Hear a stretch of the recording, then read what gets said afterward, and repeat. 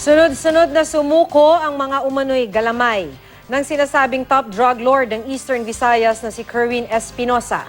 Pero isa namang kasamahan ni Kerwin ang napatay matapos daw manlaban sa operasyon ng pulisya sa Ormoc City. Makibalita tayo kay Luan May Rondina. Nagtangka umanong manlaban ang napatay na sospek na si Rogelio Mascareñas matapos magsagawa ng search operation sa bahay nito sa Ormoc City. Si Mascareñas kasamahan daw ng tinutugis na drug lord sa Eastern Visayas na si Kerwin Espinosa. Hunyo pa lang, sumuko na raw si Mascareñas sa Oplan Double Barrel. Sabi ng mga pulis, papasok pa lang sila sa bahay ng sospek nang bigla raw itong magpaputok.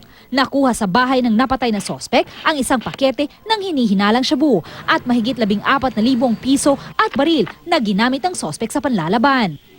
Bago nito, sumuko na sa pulisya ang sinasabing pinagkakatiwalaang drug lord dealer ni Espinosa na si June Canin.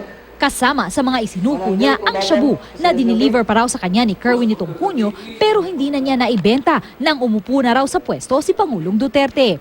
Ayon sa kanya, pinag-iinitan siyang patayin ng Gananga Pulis, kaya sa Ormoc Pulis siya sumuko.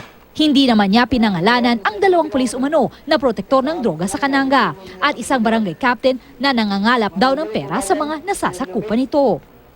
Nitong Sabado naman, sumuko naman sa Albuera Police ang isa ring malapit daw na tauhan ni Espinosa na si Max Miro. Isinuko ng sospek ang 9mm niyang baril at mahigit 24 na milyong pisong halaga ng hinihinalang shabu.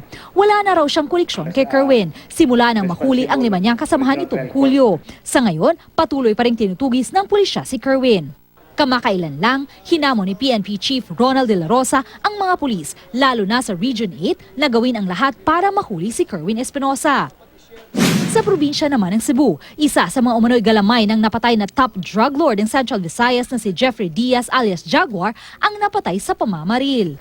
Madaling araw kahapon nang mapatay sa pamamaril ang 45 taong gulang na si Alan Igot. Naglalakad daw sa kalsada si Igot nang pagbabarilin siya ng hindi pa nakikilalang salarin.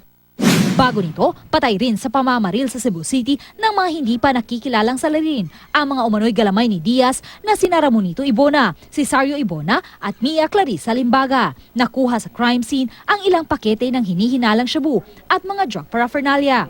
Nauna na ring natimbog ang pinsan umano ni Jaguar na si Reynaldo Diaz alias James Tan sa isang resort sa Matnong, Sorsogon. Kasama sa naaresto ang 7 nagpakilalang taga-DOJ. Pagmamay-ari raw ng napatay na si Jaguar ang nasabing resort. Luan Merondina, Nagbabalita, Pilipinas.